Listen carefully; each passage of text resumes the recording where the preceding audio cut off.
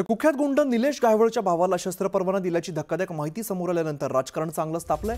असे परवाने देणं हा पैशांचा खेळ आहे। पोलिसांनी नाकारल्यानंतर सुद्धा परवाना का दिला असा सवाल संजय राऊतांनी केलाय।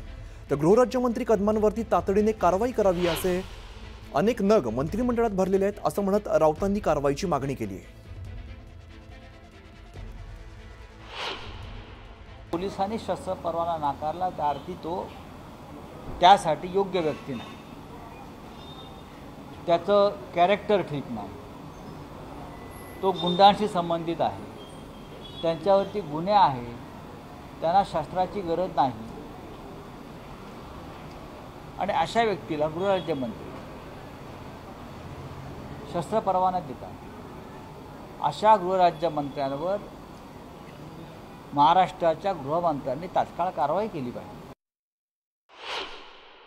गायवाडाच्या डोक्यावर कोणाचा आशीर्वाद होता हे जरा सत्ता पक्षातील भाजपच्या एका नेत्याने जो काही काळ पुण्याचा पालकमंत्री म्हणून राहिला आहे त्या नेत्याला विचारलं तर ते सर्व तो कुणामुळे मोठा झाला, कशामुळे मोठा झाला, कोणीही मोठं केलं आणि हे जे काही योजना पुन्हा एक नवीन महाराष्ट्रात आणली पाहिजेत, लाडकी बहीण योजना आणली, तशी आता महायुती सरकारनं लाडका गुंड आणि त्यांना फिक्स मानधन म्हणजे सत्ता मिळवण्यासाठी सोपं काम, तर लाडका गुंड योजना आणावी। दरम्यान या सगळ्या प्रकरणावरती सत्ताधाऱ्यांनी नेमकं काय म्हटलंय आपण बघूया। चौकशी सुरू आहे त्या ज्या ज्या स्तरावर स्वतः राज्यमंत्री योगेश कदमांनी त्याचा खुलासा केलेला आहे। आता चौकशांती काय जे निश्चित होईल, जे काही त्या समोर येईल त्याप्रमाणे कारवाई होईल।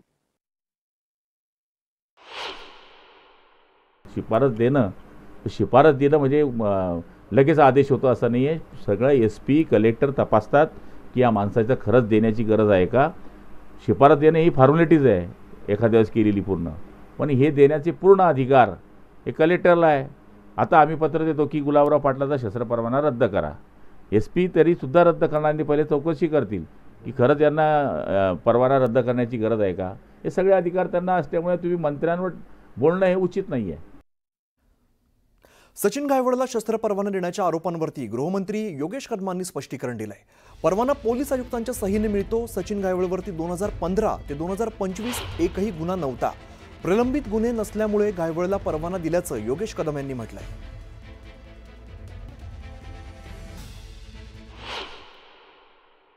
जे काल मी सोशल मीडियाच्या माध्यमातून स्पष्टीकरण दिलेलं आहे त्या बाबतीमध्ये विरोधक जे टीका करत आहेत, आता मी एवढंच सांगेन की मी या खुर्चीवरती बसलेला असल्यापासून प्रलंबित गुन्हे किंवा गुन्हे दाखल असलेल्या एकाही व्यक्तीला माझ्याकडनं लायसन्स देण्यासाठीची शिफारस झालेली नाही आणि या भूमिकेवरती मी ठाम आहे।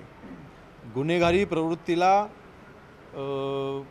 पुढे आणण्याचं काम आमच्याकडनं आजपर्यंत कधी झालेलं नाही आणि नाही कधी होणार आहे। जे काही गुन्हे सचिन गायवळवरती 15-20 वर्षापूर्वी जे काही त्याच्यावरती गुन्हे दाखल होते ते 2019ला सगळे गुन्हे हे माननीय कोर्टाने त्या सगळ्या गुन्ह्यांमधून त्यांची निर्दोष मुक्तता केलेली आहे।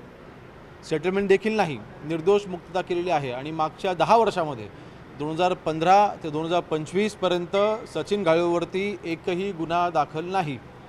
2019 मध्ये त्यांच्यावरती जुने गुन्हे दाखल होते तर सगळे गुन्हे हे माननीय न्यायालयाने सगळे गुन्ह्यामध्ये त्यांना निर्दोष मुक्तता केलेली आहे। ही वस्तुस्थिती लक्षात घेऊन सबकॉन्शियस माइंडने निर्णय घेतलेला आहे।